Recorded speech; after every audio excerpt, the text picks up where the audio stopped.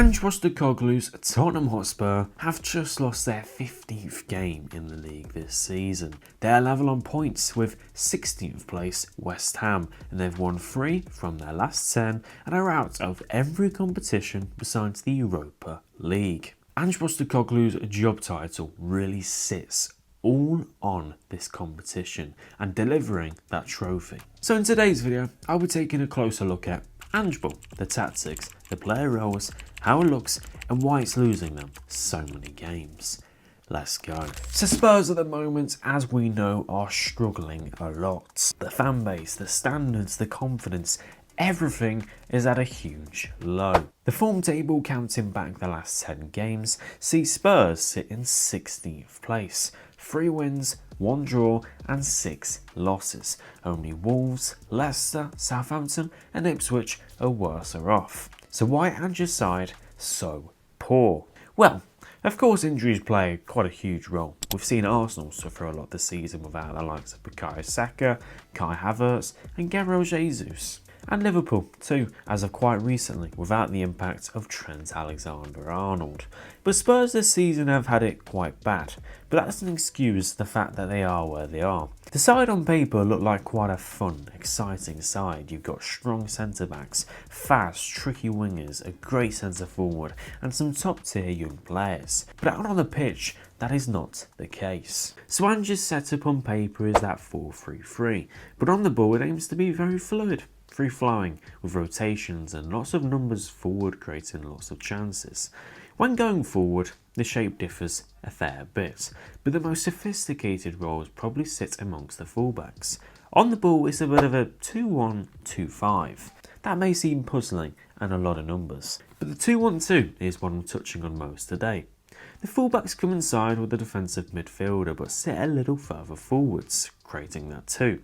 So against Fulham, this was Archie Gray at defensive midfield, with Spence and a doggy coming inside, which pushed Basuma up at times. But that wasn't the consistent shape, or where the players were always going to be. At times, it was a pivot of Archie Gray and Basuma, with one fullback holding width and the other coming into the half space.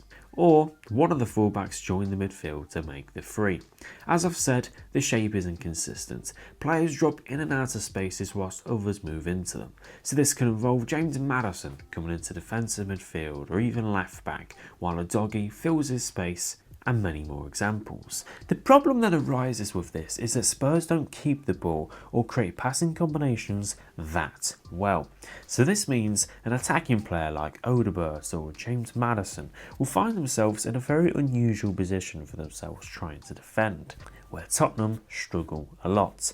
And I think this was abundantly clear and all crashed down against Bournemouth, where they should have been 3 or 4 up inside 20 minutes. And honestly, should have lost by quite a significant amount. But you saw the same signs of this against Fulham, particularly in the first 45, where Spurs looked so exposed in transition. Surprise, surprise. The big problem I have with Spurs on the ball is that it's supposed to be very fluid, fast, a lively rotational image, yet there's a serious lack of passing combinations between players and the confidence too, which of course doesn't help. But literally any impressive move they pull off just seems to stem from fortune and it looking like real hard work. It doesn't look very appealing on the eye anymore, which is what Ange's team were all about.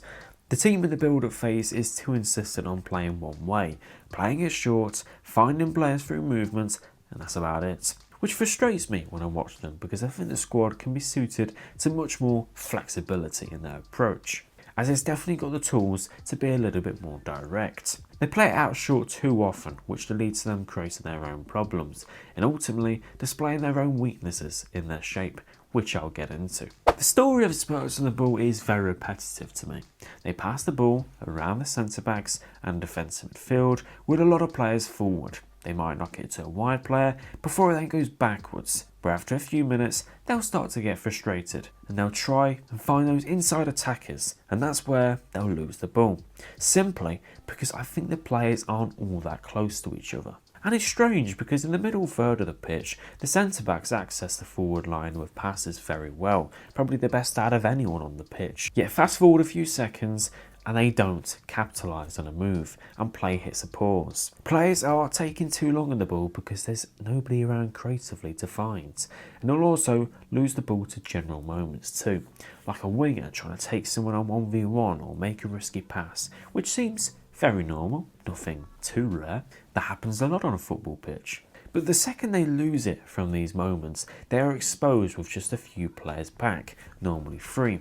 And this stems from the amount of numbers they commit forward, which mostly comes from the fullbacks. I mentioned the 2-1-2 shape in midfield with the fullbacks advancing, and the problem with those fullbacks committing so far forwards is that they have to chase so far back all the time because they lose it so much. The 3 players that are back defending aren't monster athletes, and because those fullbacks leave the space behind, it creates a very easy blueprint and decision for opponents on where to attack.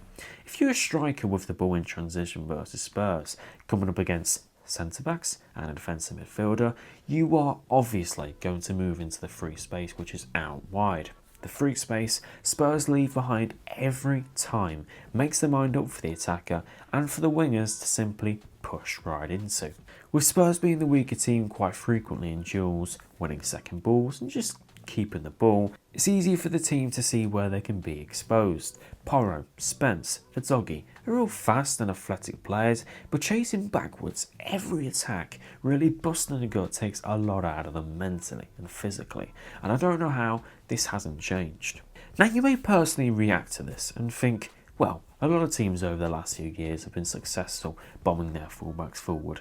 Not without protection, they don't. And if they don't provide protection, then they must have some serious physical level athletes to help them out. I don't think Spurs are too bad defensively when their players are all back defending. Maybe simple underlapping runs hurt them a little, but it's simply their shape when they lose the ball when attacking is when they are really hurt. Even when Spurs win the ball high, the players themselves aren't quick enough in their decisions to move the ball fast. The whole point of winning a high turnover is that the other team have most likely just made a mistake, so they might be wide open. So you make that pass quickly, but Spurs don't do that very well, which to me looks like confidence, understandably. But the whole point of an aggressive press is to force a mistake or for them to go backwards. So to not act on that quickly is just baffling. Against Fulham, the game was very even. Spurs were probably the better side for large parts of the second half, but they never really broke Fulham down at all. The phrase all bark but no bite would sum up their game well, but you'd have to say their barks weren't very scary and there certainly wasn't any biting. The 2 goals they conceded were down to the first originating from a direct kick where they came out second best and couldn't cut out play in their own box. Surprise, surprise. And then the second coming from yet another direct ball from the goalkeeper, this time where space was found in behind with the winger. So you can either exploit Ange's team through a direct ball out wide where the fullbacks are probably going to have to chase back, or you can soak up a lot of pressure and hit them where it hurts on the break. But to me, that's what seems to be going wrong at Tottenham Hotspur at the moment for Ange. Of course, there are much bigger problems within the club and the ownership and the board, which most definitely needs sorting. As I've always been a big believer that the club needs the right people on the inside to thrive on the outside. Now, whether or not Ange should be sacked, who knows? On one hand, he's always bigged himself up in bringing trophies home, and he's got a chance to do that with the Europa League. And it's something, as we all know, Spurs fans will be desperate to see, especially after we just saw Newcastle break their trophy drought. But on the other hand, Spurs are 14th in March, which is absolutely appalling. So I'll leave that up to the comments and the YouTube community poll that you can see on my profile. Thank you for watching today's video. If you did enjoy, feel free to check out more, subscribe, like the video, it's all greatly appreciated, and I'll see you guys in the next one.